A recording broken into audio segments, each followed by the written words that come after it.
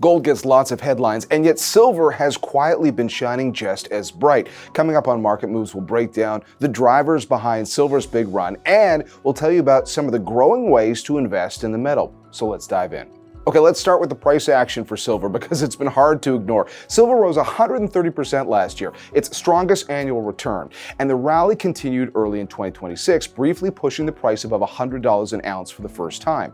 So what's behind the run? Well, here's where silver gets interesting. It's not just one story driving prices, there are actually a few of them all happening at once. The first one is the classic safe haven trade. Geopolitical tensions, concerns about Federal Reserve independence, and ongoing uncertainty around U.S. policy have pushed investors towards precious metals, and silver has been a big beneficiary.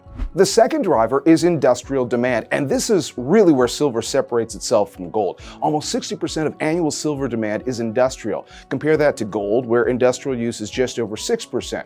What is silver used for? You name it. Electronics, EV batteries, solar panels, and even medical applications, because silver naturally helps fight germs.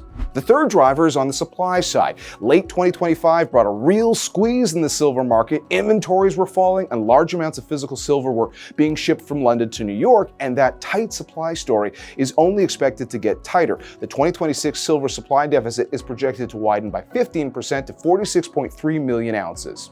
And finally, the fourth driver is China. It is the world's biggest silver consumer, and in March alone, China's imports of silver reached an all-time high of around 836 tons. To put that in perspective, that's nearly 3 times the 10-year seasonal average. So when you put all of it together, safe haven flows, industrial demand, a supply squeeze, and record buying out of China, you can start to understand silver's big run. Okay, so how do investors approach silver? Well, you can buy the metal or the miners, which often have leveraged exposure to silver prices, not to mention dividends in some cases. But buying individual companies doesn't always give you full sector diversification or address some of the volatility we see in silver. On that front, SLVX recently launched 3 ETFs focused on silver miners. SLVX tracks a basket of global silver mining companies. SVCC adds a covered call overlay for investors seeking regular distributions. And SVCL combines covered calls with leverage for experienced investors seeking enhanced income and higher risk.